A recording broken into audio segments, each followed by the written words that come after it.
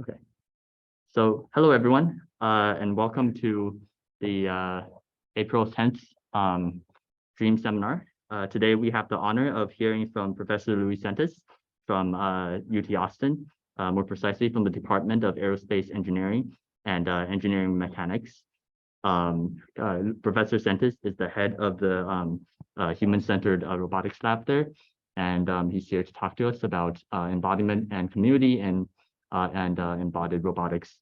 There's a very long bio that I could read, but I think for the purpose of saving time, I'll just hand it over to Professor Sentis. Thank you.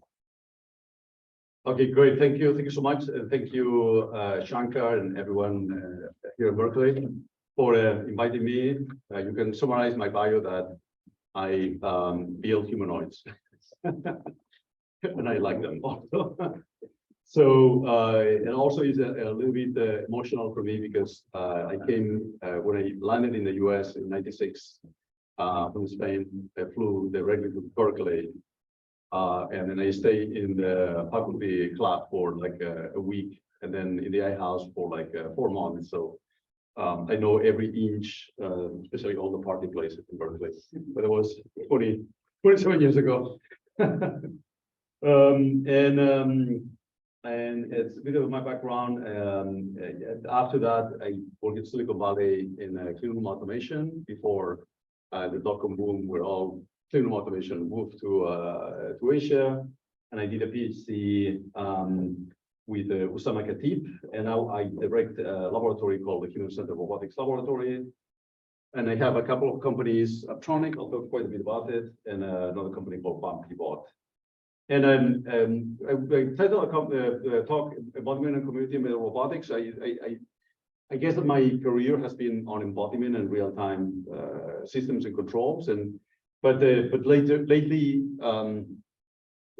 myself and others, we think there's a strong push to demonstrate that human-centered robotics are actually honoring the name, which is helping humans in any way that we think in our definition of help.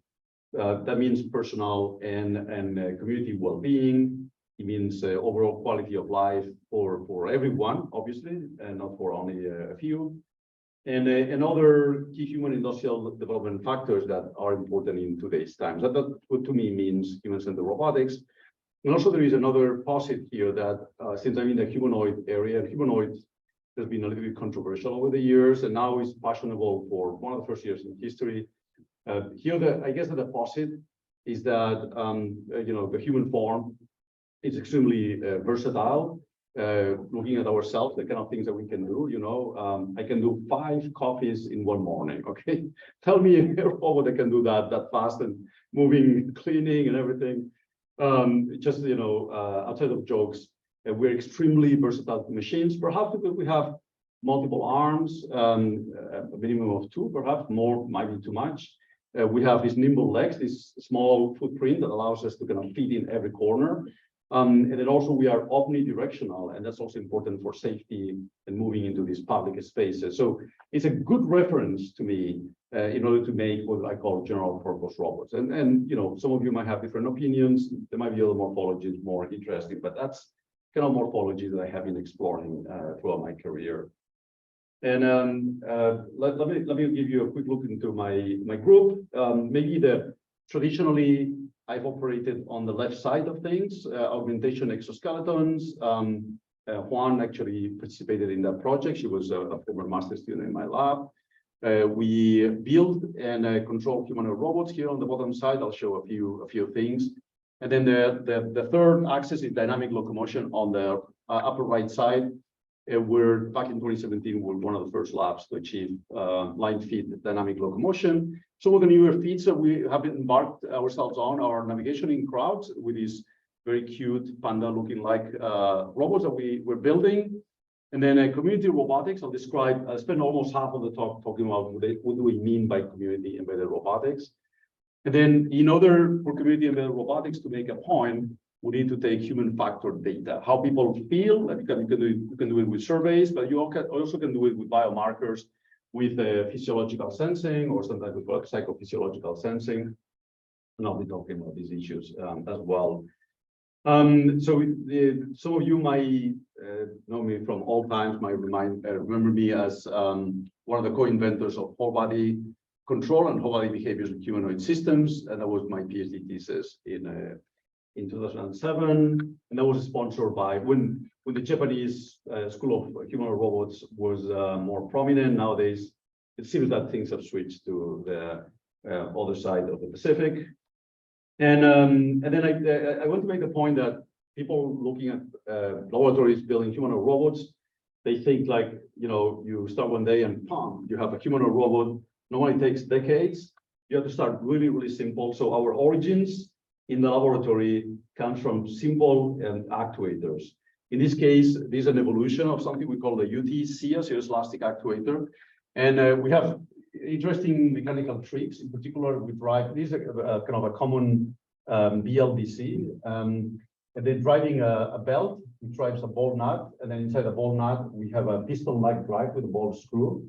And then we have this polyurethane elastomer with a differential encoder drive that measures the deformations. These are some of the ideas behind the series elastic actuators, but especially the use of viscoelastic materials allow to provide friction. So you might have heard that torque control is very important, but having passive friction in your environment is very important, because if you don't have it, then you need to provide feedback friction through feedback, damping through feedback, and that's very unstable from a control theoretical perspective. It's very unstable. So having elements that are well characterized and have friction is a very important thing. And the last component is liquid cooling, and that allows you obviously to extract more current torques for the same volume. That attracted quite a bit the interest of NASA. So we were funded and had multiple generations of students from 2012 to 2020, including the DARPA Robotics Challenge. We did build portions of Valkyrie with I have to confess, there was another 35, 40 people in the NASA side, but we play a pretty prominent role on building some of the chest actuators, the leg actuators, and the control overall. And then my student, Steven Jorgensen, that was his last project for his PhD. He led that demo. Again, there was another 35 people working with us. There was a very sort of system integration demo, which worried me because traditionally we were either operating at the embodiment side or the control side. It was the first time we were embarking ourselves on publishing something that was integration and testing oriented. Fortunately, we took the route of performing persistent repetitive behaviors for this overall end-to-end task. It takes about 33 minutes to perform it. And in particular, by repeating the same task, starting analyzing the failure rates. So we have 33 trials, 19 of them were success, 10 of them were false, and then 4 of them were unrecoverable walking configurations. Basically, motion planners or optimization algorithms not knowing what to do, but not necessarily falling, right?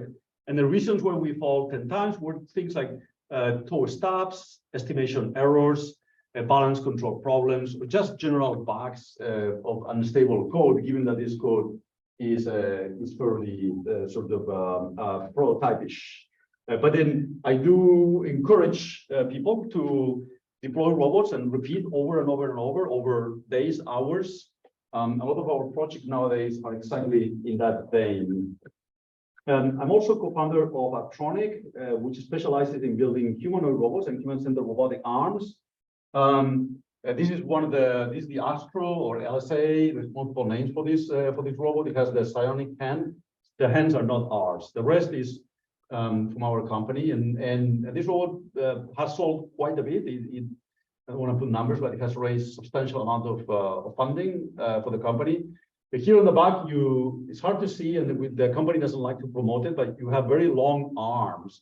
They are about 20 feet long, and they are really lightweight, which is rare to have lightweight and long arms. And if you ever create a company, you start doing something and you end up doing something else if you want to be successful. Our dream was to have human-sized arms, sort of, the Franca arms that you see out there and so on. And then we quickly learned that it would be impossible for us to compete in the market.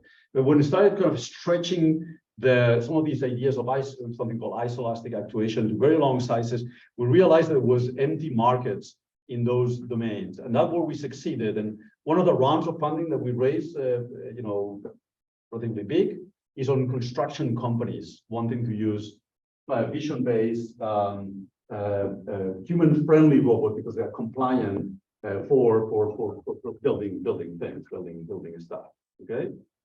Now, this is another robot by Aptronic. It's called QDH, Quick Development Humanoid. That's about 2-3 months ago. It looks very similar to the Agility humanoid. That was not my choice. But hey, the knees are reversed. Okay, that's a lot of difference. Okay, so it's very robust. As you can see in these algorithms, these are model-based algorithms. They're not machine learning. They are based on concepts of inverted pendulum. This is regularized optimization. I forgot now the name of the controller. And then yes, it uses also whole body controllers underneath, inverse kinematics, inverse dynamics. So a lot of model-based. That's going to be definitely a topic of discussion. That is, I'm expecting that down the line, probably we're going to see less and less of the kind of a classical model-based. But at the same time, unreliability is going to be an important topic of discussion. Okay, and this robot is you can buy it. Okay? I don't want to make advertising of my company, but you can buy it. Finally, I'm part of something called Good Systems, at the intersection of questions in the social sciences, engineering, and computational sciences. And there was a response a few years ago. I was called by the police department by a journalist asking me if police should employ robotic systems. I was called. I didn't know what to answer. My first answer was like, well, I would never take a decision on my own. I would surrender myself. I would surround myself with people that have education on, public affairs, ethical questions, regular citizens, people in the, around, in sort of lawmaking and politicians even, and so on and so forth, and take decisions in coordination with those. So Good Systems responds exactly to that kind of perspective. And then we've used it as a tool for raising funds and not just employ humanoids for the sake like, hey, they're cool, but because they have a positive impact in our society. That's what we're studying. And I'm not saying that we get to know it exactly whether they're going to benefit. But some of the funding that we've raised under this umbrella has been an NSF growing convergence research called Community Embedded Robotics, where I'm the PI. I'm the co-PI of something called Living with Robots project, studying what does it mean living with this kind of robotic systems. And I'm also co-PI of something called NSF National Robotic Traineeship, AI Convergent, Responsible and Ethical AI Training Experience of Roboticists, which we're educating several generations. We're educating 32 PhD students at the intersection of computation, control, embodiment, and ethical questions at UT. And that's the kind of the type of generation that we want to see emerging in robotics. People they are like developing cool algorithms, cool robotic embodiments, but they're conscious about the impact of using these robots in our society. Okay, that's all new information in my group. So this umbrella organization, the University of Texas, sponsors 7 core projects across schools, and those include all of these multidisciplinary thrusts, including living with robots, that's the one we are funded from, but also all the important areas such as AI and racial justice, and smart hand tools to democratize certain skilled jobs, smart cities, curbing disinformation. And guess what? We meet all together and we discuss all of these topics and the interrelation between them. So we are all gaining consciousness about how to use technology, robotics, AI in a very humane way. And also wanted to bring up that we recently opened a new robotics building called Anahis. We have right now 17 robotics labs under the same umbrella in a 20,000 square feet lab space across 3 separate wings. And one of the flavors here is really true collaborative robotic systems. So we share equipment. Now that's unthinkable for robotics, right? We're never like, oh, that's my robot, right? But in this case, and we are sharing equipment. We are co-advising all the students, many students. We are co-writing grants all over the place. It is running really well, and we're proud of it. So I will start describing this NSF growing convergent research in conjunction with Living with Robots and this NSF NRT. And those are 15 separate faculty. These are not robotics faculty. These are faculty in the area of the School of Communications, the School of Information, the School of Journalism, English Department, the Texas Advanced Computing Center, Urban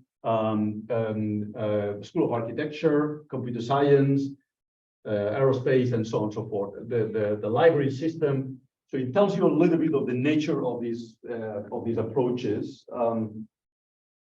And through this process, one thing that we are very inspired and getting sort of the opinion of all of these people is on the study of the use of robots in public spaces. Okay, that can be public transportation, work environments, entertainment venues, and so on and so forth. So, for instance, consider a robot taking a busy bus in San Francisco, one of the many buses, right? And the fact that this robot is going to have to move from one side of the bus to the other side of the bus, okay? We're within reach of these things happening. But in order to happen, robots have to take some of the tasks skills that we humans do. And one of the things we do, we tend to be a little bit rude. And we tend to kind of push people around, right? We kind of nudge people and kind of make our way. That's completely acceptable in human environments, but is it going to be acceptable in robotic applications? Okay, so this is exactly the kind of studies in community embedded robotics that we wanna focus on. Our tolerances for really mimicking some of these very proximal contact behaviors, the impact on our stress levels, whether we wanted a society this to happen, providing a service or not, or weren't just robots completely away in other spheres. So the vision of the NSF growing convergent research is that's a fun proposal, is to have a bunch of quadrupeds. They happen to be spot robots moving around campus. They're doing a task, so there's an artificial demand. They're doing two things. One is giving tours to interested parties, autonomous tours. And the second one is providing supplies, in particular COVID supplies. It has a little bit of the legacy of COVID. And the thing we're most interested about is the engagement and the encounter with the communities. I mean, of course, there is all the localization, autonomous navigation, avoidance of dynamic avoidance of people, and so on. That's very important, but that's in a way superfluous. After all, we're interested in how these people feel about when they are exposed to robots. What are their stress levels? What is their opinions, right? So the use of biomarkers, physiological sensing, the use of questionnaire is very important. The second piece of information we're very interested in the use of this concept of observatory. The fact that even if these robots are autonomous, they still need human supervision because they're going to have the edge cases where they're going to fail, right? So in this case, we envision people wearing VR headsets. As a matter of fact, some of the VR headsets that we have, they have embedded EEG sensors on them. And we're trying to measure things like workload of operators looking through the eyes of those robots, vigilance, and also reaction times in case that they need to intervene as a function of how long they have been watching those robots, okay? So it's a bigger umbrella that we study from all of these lenses. In particular, here we have all the thrust, and maybe one of the most important ones is the convergence data models, where pedestrian interviews wearable sensors to measure stress, and then operator workload, and then computer vision and path planning, path data, environmental data, pedestrian data, et cetera. All of these united into a convergent model, which we see as a data, as a graph database that can represent relationships between events, encounters, and operator interaction. And we want to offer that as a big data set, as a kind of long duration data set that people can use for introspecting this kind of behaviors. Everything else is sort of it's kind of preaching what we already said, that we're addressing not the human-robot interaction, but the community-robot interaction. So that's what we call it: community-robot interactions, community-aware autonomy, community factor, and team science. And then this is the testbed observatory. Okay, so it's a very sort of large-scale study at the intersection of the social sciences and the engineering sciences as well. So the origin of this project came during COVID times, where we were discouraged to meet in person, but at the same time we were encouraged to communicate through other means. In this case, President herself and the university were delivering gifts to employees, and kind of this lighten up. It was one of the darkest months where everybody was very depressed. And then just this video and being able to, and this robot actually ran for an entire summer, just delivering stuff to people, right? And that kind of brightened the day back in those times. Okay, so we use that to produce several derivatives of this project. For instance, Yuki Zhu and I team up to develop Prelude, perceptive locomotion under dynamic environments, in order to work in very crowded environments. We took a behavioral cloning approach where we drove an instrumented car, especially focusing on narrow environments. We collected 250 real-world trajectories, about 3 hours of data, and then we train a network architecture to imitate, through behavioral cloning, the behaviors of various drivers. And then what you can see is that the ability in the previous video, you saw the ability of walking in very narrow environments with humans moving around, and all of it is stemming from human demonstrations. And I know there are people here that are employing RL processes, but that was our flavor, and it was successful. This is going to be presented in London in 2023. Here more details on Prelude. On the upper stage, we have a behavioral cloning with RNNs network that based on a real sense RGBD data, and then heading information and also velocity estimation from the stereo cameras. We're able to train a neural process in order to provide at the speed of 10 hertz angular velocity and linear velocity based on the human demonstrations. And then this is very similar to something you did in Berkeley with Jitendra Malik, which is RMA. This is almost identical to RMA. Is a reinforcement learning to override the gait of the quadruped. And the reason is because the default gait, it has a very conservative angular turn rates and velocity turn rate profiles. And then you need to be very aggressive to move in these very crowded environments. You need to avoid very quickly. So the combination of these technologies allow this navigation. Here we see Mingyu and other drivers, building a car, an instrumented car with two real sense, a stereo and an RGBD, and then located in similar positions as the A1 quadruped, and driving for these 250 data sets over a period of 3 hours. It's not a gigantic data set, but it's fairly comprehensive. And of course, using behavioral cloning, imitation learning, allows you is a supervised learning approach. It is easier on us than using reinforcement learning. I don't have anything against reinforcement learning, but that was our approach for navigation in crowded environments.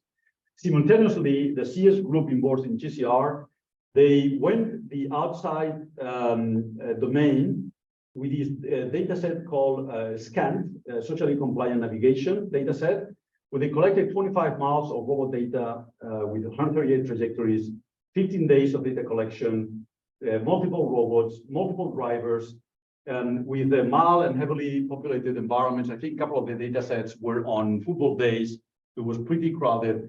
And those are offered as a public data set for people that want to train, over many hours of information, the imitation learning algorithms for navigation in crowded environments. Simultaneously, we're currently developing various physiological sensing modalities to assess two types of responses. One is workload, attention in reaction times using EEG. So in here, as we receive more and more information from a multitude of maybe quadrupeds moving around campus, we wanna collect workload information, what kind of mental workload we are dealing with. This has been typically done with commercial whole cap sensors, like the brain vision. But our approach is to use wearable ETA tools based on graphite electrons or gold electrodes. Gold electrodes, they behave very similar to wet electrodes from commercial whole caps. As you can see, commercial whole caps, because they're wet, they dry up. So a few hours, they are not effective anymore, aside from having to wear an entire cap.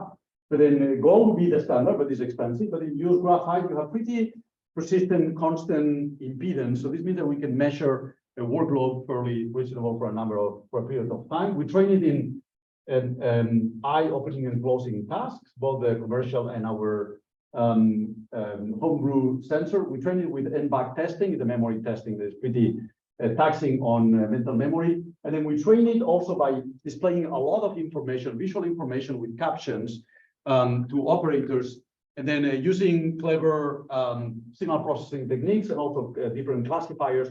We're able to identify with 80% probability when a human is just looking at too much information, their workload is going to the max, okay?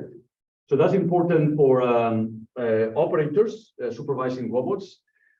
In the case, and then we have all new versions where the electronics are now embedded, that's led by Nanchu Lu, embedded on the forehead. At the same time, we're developing EDA sensors, epidermal activity sensors. Those measure sweat, and sweat is a direct is a precursor to stress. And also we're measuring ECG, PPG, ECG, electrocardiogram, also wearable, and that is a precursor also of stress.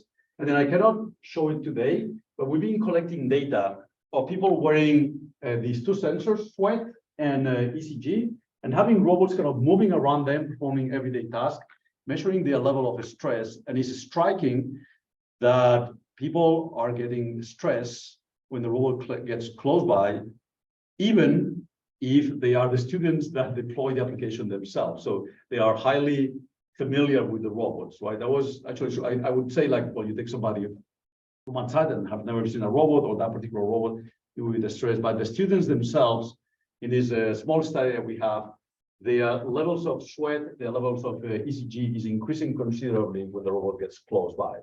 So that's already an identifier of how driving, the comfort levels and maybe informing people of the proximity of robots close to pedestrian. And then in public environments, we already mentioned that robots might need to use gentle contact as a means of navigation. For instance, in entertainment or in sport events, or with using public transportation, contact is often allowed, and used to navigate in congested environments. So we're exploring this capability with robots, the ability of navigating by not only trying to avoid constant contact, but trying to use it, because that might be the only means to move from point A to point B as we do it as humans. Yes, please, question. Sorry, to say something to follow up my question, but for the sensors, I was curious what kind of, I guess, like individual calibration is needed before you can collect meaningful data for those different types of sensor modalities, and whether that's something that's improved recently and makes these kind of studies easier. Or... Right. And so, and calibration is always done with respect to that's why we have the commercial. So we take ground truth as the commercial whole cap brain vision sensor. So that's what calibration happens against. Okay. Yeah, I know it's not exactly ground truth, but it's the closest thing you can get, right? Because there have been many studies of using workload analysis based on and EDA, the same thing. You can buy actually commercial EDA sensors. So the positive here, people are asking, why don't you buy commercial sensors? They have it already calibrated and they tend to be bulkier. These things are medical dressing. Is a patch that you put in the morning, you wear the whole day. They are, very, very minimal, and they are especially, dry, based on dry technology, so you can wear it the whole day. So we compare them with ground truth from other validated sensors. I hope that's your question. Yeah, I guess maybe this isn't so much of an issue for like the thermal sensors. I know like you mentioned like when we're putting brain data, there's like quite an intensive process of like you need to get measurements for that specific person before you can really Right. Yes. Yeah, indeed. I'm making it look pretty. So there's a lot of things going, generalization, and then you have to recalibrate it every day for one person. Yes, that's something that we're exploring. We're touching just the surface of the widespread use of stress sensors, how we can generalize it without having to collaborate it every day. I think that would be really difficult. Yeah, thank you for the question. So a few years ago, we started exploring the question of dealing with accidental collisions. This is more like, rather than just navigating using collisions, it was like, what happens if a collision occurs? And for that purpose, we developed new type of mechanical drivetrains that could sense collisions and respond very quickly in just a few milliseconds. We built a special drivetrain based on a harmonic drive, driving a series elastic, driving a rotary torque sensor in the axle, here timing belt as well. There is a few EtherCAT servo drives, and we have a compact PC, and with the hope that we can triangulate and find the contact forces. So by subtracting the commanded torques and the differential with the measured torques on the torque sensors on the wheels, we can find the position in the circumference, the direction and the magnitude of the forces applied to any place in the surface, including the wheels. So this is a whole body contact sensing modality, including the wheels again, okay? And then we have an error of 20 degrees. It gave a really, really good response. And that is a data collection process that we're employing. In addition, to learn how to bump and nudge people, my student Kyle is developing an RL approach with a level of comfort pressure on various parts of the human body. And this is, there's literature on, depending on the human body parts, the knee, the calf, the hand, the head, what kind of pressure levels you can tolerate. And that's used as a reward function in the RL process. So the result is the sequence. Here you see bumping pretty well. Here you see Kyle with the RL approach, and then making contact, pushing and applying compliance to people to navigate around. Here is our new cute panda base. And then we want to do all of that, not only as autonomous systems, but as systems that can carry people. I know I went very fast on this, but I can show you the movie afterwards once again, okay?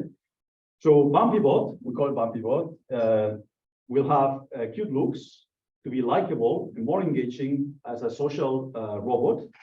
And you can pick your favorite design. So I'm gonna ask questions. Who likes the left one? Raise your hand. Okay, we have 3 of them. Who likes the panda? Majority of the people. Who like the brown bear? Poor brown bear. It always fails. Okay, so panda it is, right? My favorite is the frog. But and then I think that's an important component. We got this feedback talking to wellness centers in Mexico, where they are building a variety of wellness centers, and they're trying to disguise machines. You go a harsh treatment, you have all these machines, makes your life uncomfortable. But if you can now disguise machines in things that evoke some cute animal, then you're going to have a much better time in these environments. So here we see a few of the use cases: nurseries, high rises, hospitals. We are by no means we're the first people to imagine this kind of worlds. Honda, we did a whole survey. There's a bunch of companies with similar visions. But then in our case, we play with this advantage of not only more maybe intelligence for navigating crowded environments, but then this bumping intelligence and then being able to nudge people around. We believe that it's going to add a level of safety and a level of kind of human-like navigation that other bases don't provide. And then underneath, I show only the pretty pictures. This is more of the status today. There is a lot of work in materials, laser cutting of these ribs. We're investigating using upholstery and the kind of having kind of the seat and everything having a very kind of tight design pattern with fake leather. We learned that with Valkyrie, with NASA. NASA, not only they develop a wonderful robotic system, humanoid, but they also had an entire department doing upholstery and clothing for Valkyrie. And that makes it somehow, it makes it safer, more compliant, and then more relatable to us since we're wearing clothes, right? So it's not naked anymore. Okay, so that concludes all of this part on community embedded robotics. And I'm going to go a little bit more on algorithms, which is perhaps what I've spent my entire life on. This is more of a thing that we've done more recently. In particular, designing humanoid robots. And as I stated, from my point of view, the use of humanoid robots is this idea of providing general purpose capabilities and the observation that humans were pretty versatile. So perhaps by mimicking the human, we can achieve all of the versatility, all of the physical versatility in terms of locomotion and manipulation that humans can perform. I know it's a big statement, but so it was when we were talking about cognitive capabilities of large language models. So why not putting that as a reference for as immediately as possible as we can make it happen. Back in a few years ago, I was very interested in biometric behaviors, in particular, kind of non-traditional modalities of locomotion, because if we solve these kind of problems, then perhaps robots could walk in any environment. Okay, I know that these movies are not impressive anymore. You know, Boston Dynamics has done this 1,000 times, but back in the times it was fairly novel. I approach this behavior in a model-based perspective, and here we have the dichotomy of model-based, model-free. But this is the way we approach it. If we had, we wanted to mimic robots moving from the second step to the first step on a ladder, and then so we need these two states and these final states as well. And then let's say that we prescribe a center of mass trajectory. We have here an apex state, that's the position where we reach the maximum height. We also can now forward propagate from the initial point. We have zero velocity, and we know the center of mass in the initial point, this kind of hybrid state space. We have multi-contact, we have two legs, so we can propagate a number of trajectories forward. This is very similar to kind of the original locomotion planners that were developed for humanoids. But now if we know the apex state as well with zero velocity, we can also propagate it backwards. And now our solution for when to remove the foot from the step is exactly at the intersection of these 2 points. Okay, those were great ideas. At the time, we lacked a robotic system that could do these amazing skills. I guess that Boston Dynamics was the person, the lab to do it. And also we lacked a feedback control approach that would provide robustness, or an optimal control approach, or a machine learning, which we like a policy, a feedback policy, basically.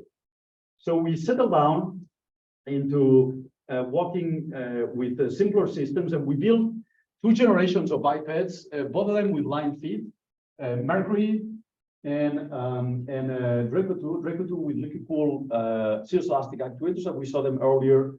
And then Mercury was built for us by a company, Mecca, that was purchased by Google, with substantial upgrades by us. And I put them here all the way on the left side, on the right side, because those are 2 of the most difficult robots to control, because they have line feet.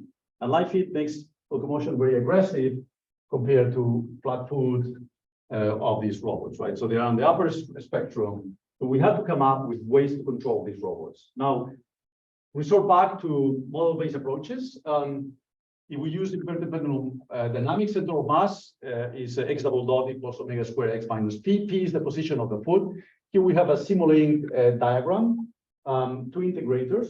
And then we're going to have here the positive that if the position of the foot is the feedback process, if it's a function of the state, x and x dot, position and velocity of the center of mass, we can stabilize the system. If we call Q these position and velocity states, we can come up with this first order transition function, which tells us that at every next step, the state depends on the previous state and the position of the foot.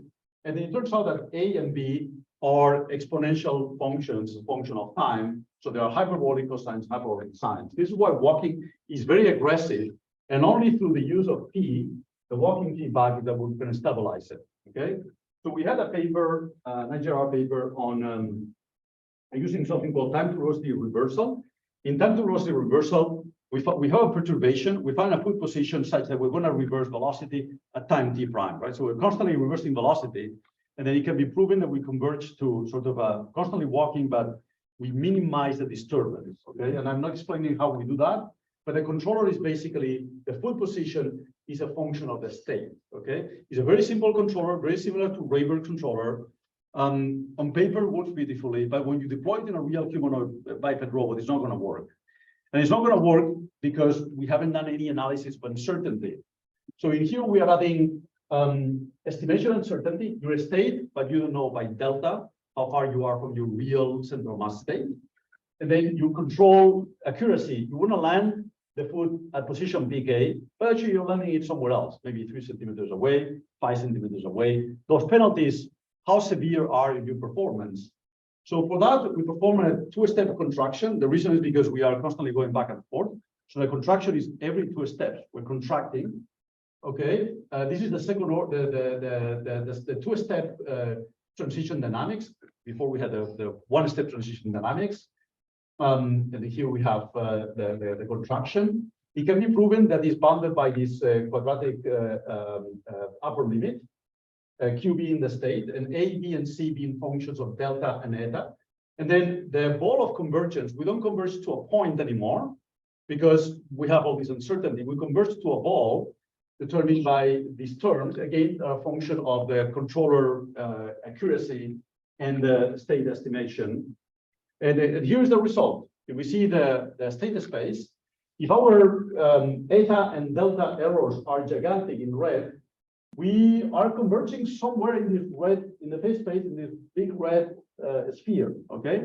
Now, if we had infinitely fast steps, we could step infinitely long, infinitely fast, that would be fine. We could stabilize anywhere. But this ribbon is the kinematic, the velocity and position limit. I cannot stretch my legs beyond some point. I cannot do it infinitely fast. So this is as good as I can perform. So I have to shrink my uncertainty such that our uncertainty, our convergence is within our kinematic limits, okay? And those numbers came to be that the control error is 1.5 centimeters. So I have to land my feet at 3 times per second with 1.5 centimeter errors. And my state estimation needed to be 2 millimeters.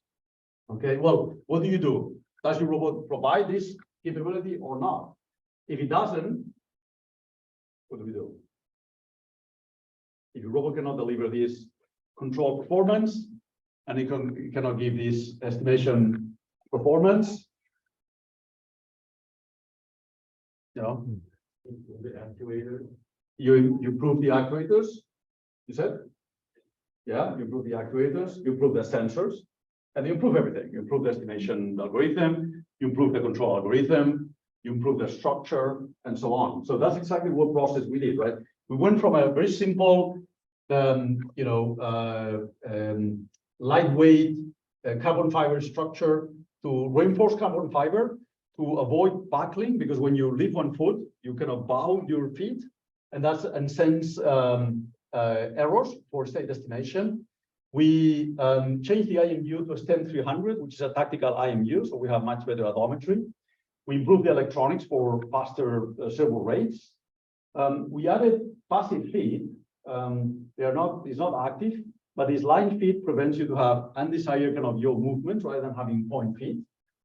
And then all of these, and then on top of that, we also improved on our whole body controller. So, and I have to say that no matter how much effort you do on the control theoretical side of developing beautiful inverse dynamics algorithms, whatever it is, at the end of the day, when you start implementing them in real systems, you're going to record and change it. And it's only at that time that you come up with a real working controller. So we decided to ditch a pure inverse dynamics algorithm, then rely on an inverse kinematic algorithm. It has better tracking of the trajectories, but inverse dynamics has better response to contact and it smooths out all of the contact switches. So the combination of both of them render a beautiful accuracy for landing the feet very quickly, right? So back in 2017, those are the results that we obtained. Unsupported dynamic walking with Mercury. And that was, I like to say that it was the third robot in the world to do it. We have had, Jesse Griesel and Jonathan Hurst, and we have had Boston Dynamics as well. So, we are, depending on how you see it, the third or the fourth in the world. And nowadays, obviously, there's other robots that are able to come with these capabilities. Dong Hyun, he put a lot of effort over many, many years, a lot of patience. And so if you are doing a PhD, don't get discouraged. But the payoff is that now he's faculty at UMass Amherst. And here are other capabilities of walking forward, walking to the side, going really slow. Yes, question. Yeah, I just wanted to ask about this constant second Yes. motion. If Right. that's really necessary or what's maybe kind of missing to stop. So this robot doesn't have power angles. Okay. It's a little bit different than Digit or the Aptronic robot that you saw. Aptronic robot, it has motors. This guy, as soon as it stops, it only has springs, right? So it's just going to fall forward. So the only way to stabilize is by continuously walking. Okay.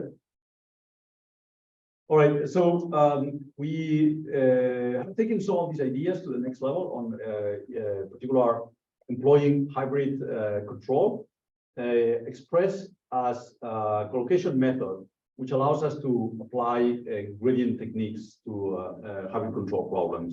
That's work by John Hyok. And in particular, we are addressing the ability of using optimal control for walking on these environments. And optimal control means that we're optimizing over some cost function and with the dynamics, but the dynamics of the system are hybrid. So we have to find tricks in order to find these complex trajectories. So John Hyok focused on, first of all, relying on a composite rigid body inertia, which is a result of applying second order and Newtonian dynamics to a centroidal point, and then recognizing that the inertia of a humanoid is not constant, is a function of the configuration.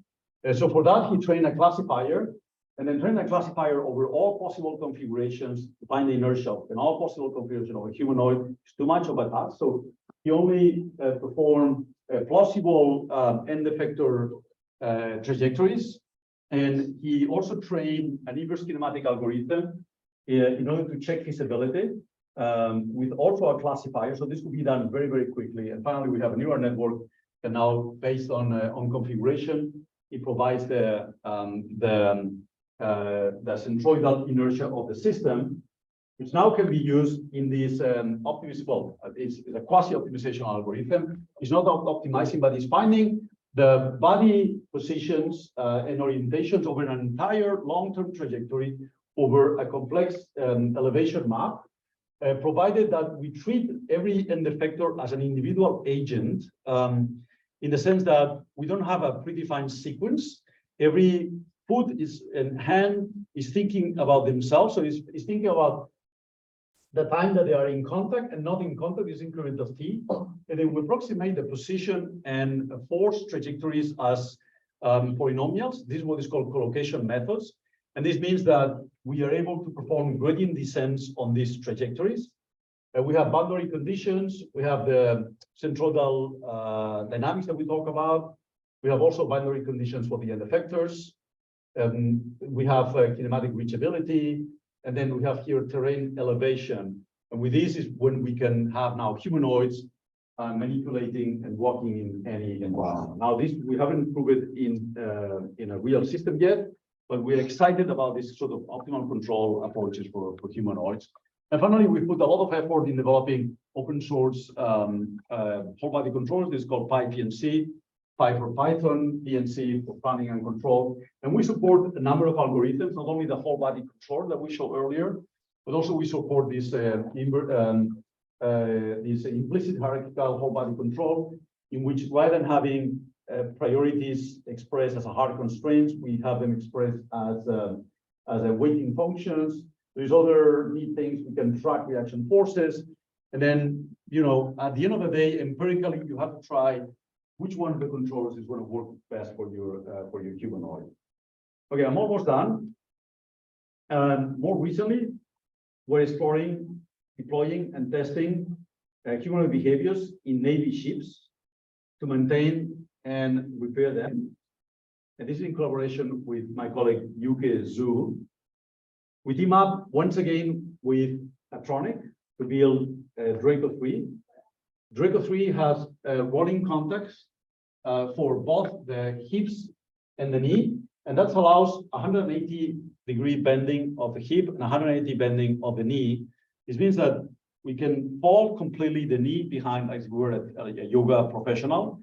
So the robot is able to fold itself prone, flat against the ground. And that responds to the need. One of the perks of humanoid robots is that you need to have a lift, a hoist, holding it all of the time. But ideally, what you want to do is take the humanoid out of the box, put it on the floor, be kind of prone on the ground, and kind of lift itself up. So it's important, these kind of ergonomic details. This kind of distal actuation, it relies on fibers. I want to tell you the name, but certain proprietary fibers that are very strong. The question is like, do you use synthetic fibers or do you use steel? And although synthetic fibers are stronger, you have a hard time to, at the mechanical level, to anchor them to the end caps. So there's a lot of mechanical improvements that need to be done. So I think that the lesson here that I want to give is for people building humanoids or asking companies to build humanoids for them.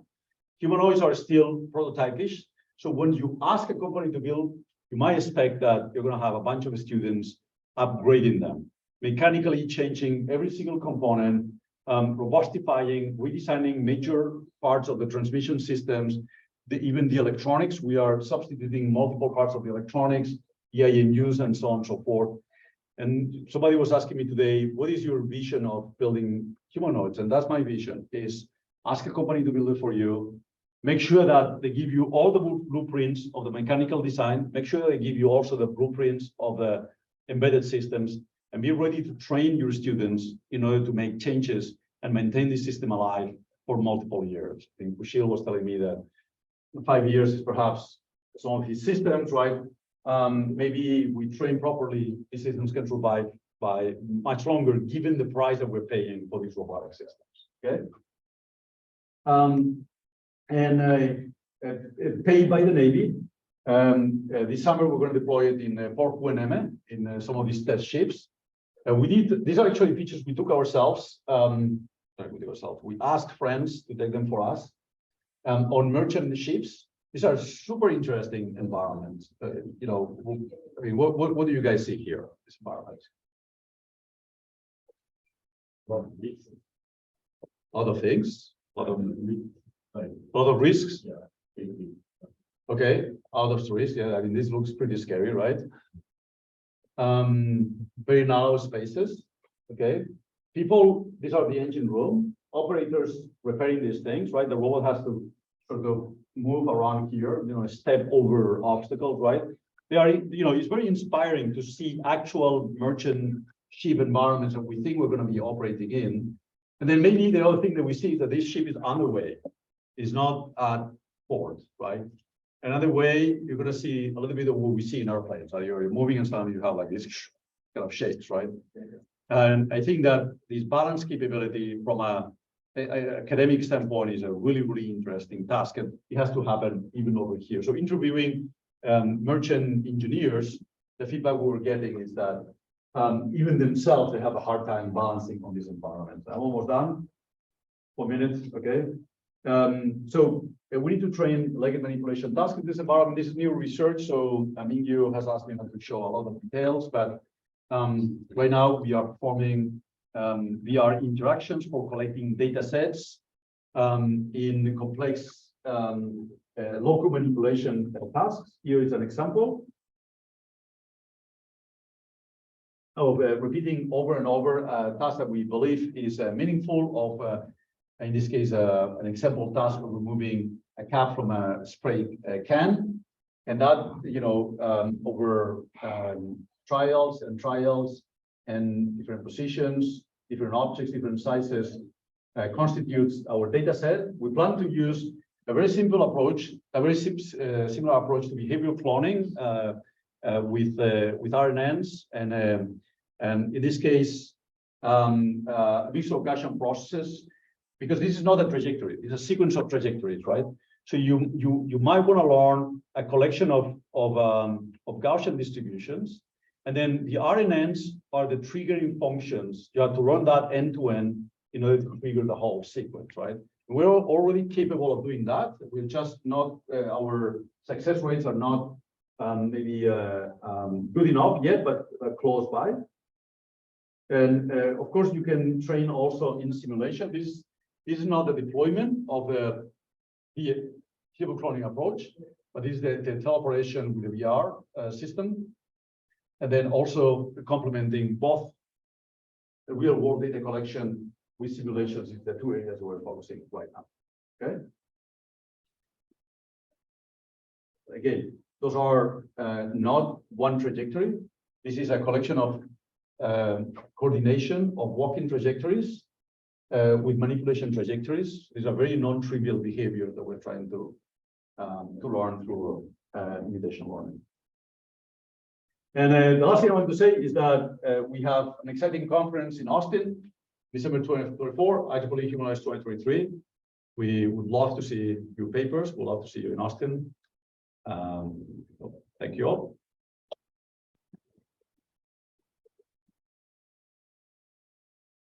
So, does anyone have any questions for Professor Sentis?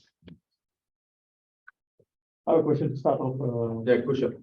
So with all your work on working with robots and human environments, do you need IRB approval for collecting data, outdoor experiments?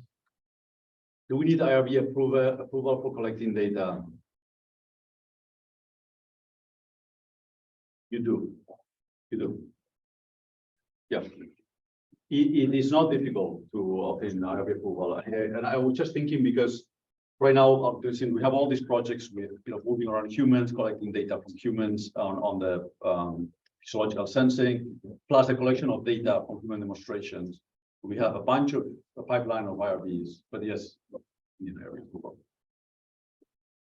Is it? It shouldn't be too long, right? It's like it takes. No, It's long in Berkeley. It takes us like 2-3 weeks to get IRB approval. And sometimes we do it as preemptive. How about yourself? I think it takes a lot longer. Yeah. It takes longer for you guys? Not personally, but like, yeah, like 2 months? Okay, maybe I'm over optimistic. So maybe it takes us 2 months. Yes, I agree with you. And then it's not it takes 2 months, it takes 2 weeks to get an answer. And then for sure you have to screw something up, right? So you correct it and then it takes longer, 1.5 weeks, and then it goes back and it goes back. And by the time you sign, it's 2 months. Yes. Yes. Can I ask a quick question about the boundary robot? Yes. I think it's very cool, but I'm wondering if we have the RGB camera data, then we just use that data to imagine the distance with stars and the people without contact. Yeah. Well, I mean, yeah, that's what everybody's doing, right? So What's the benefit of this boundary robot? the benefit is that nobody is investigating this. So I know it sounds maybe a circular project, right? But I think in research, when you see an area that is not being investigated, go for it. And then, of course, something is completely stupid and it has no consequences, then don't do it, right?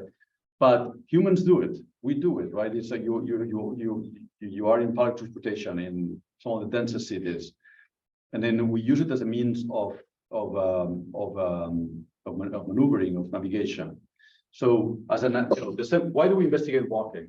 Okay, move from point A to point B, but also for understanding human behavior, right? So I do want to understand how humans do it and what is tolerable and what is the And I have also the question of, are people gonna allow robots to nudge them, right? The question. And because that might happen, right? And it might be the only way. Okay, you have in an airplane, you have robots going down the aisle. Well, what happens in an airplane? People have the food is sticking out. We see air hostesses, pushing people around, right? We're waiting in line in a market, crossing a line on the airport. We are in a concert venue. You are going to see Taylor Swift, right? They push against sort of the fence, right? You want to have robots there either as companion of yours or just making sure that everything is okay, maybe wiggling, nudging people so they don't concentrate too much, right? So we see it as a behavior that is unexplored. Humans use it, and it should be investigated. Yeah. And now another thing is that as a company thing, is that going to succeed or not? I think that the reason for having drivetrain contact sensors is be able to detect contact. So in the case that everything fails, there's occlusion, somebody is, it's too dark, whatever it is, you're not seeing something happening. The last resort is contact, right? So if you detect contact very quickly, we show that the ability of touching very quickly, 10 milliseconds response, the robot is changing direction. That's a last resort measure for safety, if you will. Yeah, but and I'm sorry, I get this question every time I get this question. I was like, do it, right? Because nobody's doing it, right? Yeah. Yes. You mentioned something about using in the creative search. To use what? Yes. So how do you use the Well, you have to run the trajectories. Like if you have a button, right? So you have this trajectory, and then you have this trajectory, and then this trajectory, and then this trajectory. So you have a bunch of trajectories. Each of them is a mix of Gaussian processes. Okay. Now you can learn these sub trajectories. Okay. Now the second thing you have to learn is the sequence of them. Okay. And that's why an RNN or transformer process. So you have to learn both the trajectories as GMMs, or you can learn them with other constructs, right? And you have to learn also the triggering of the sequence between them, right?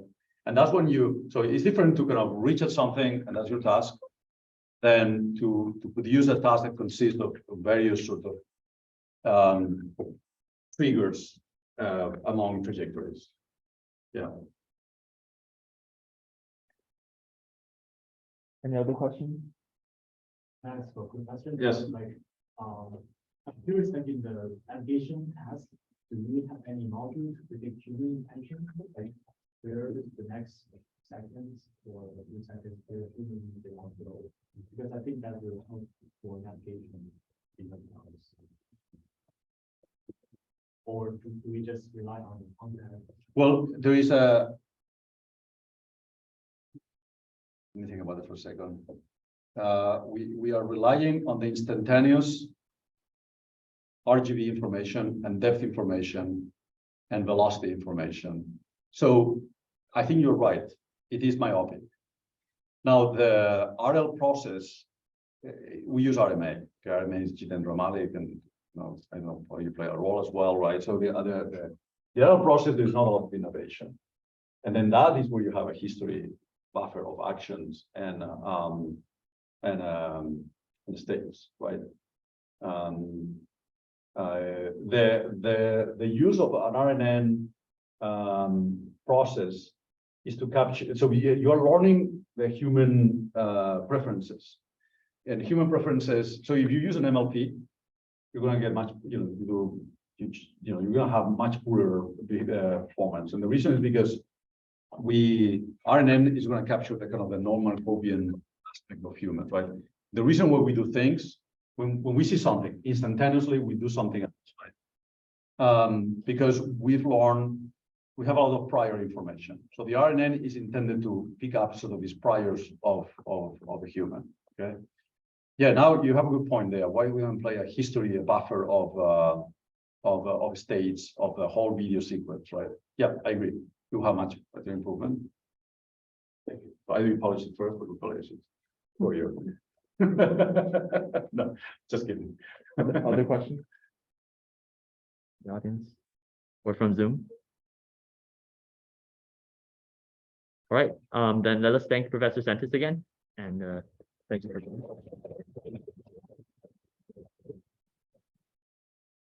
Thank you very much.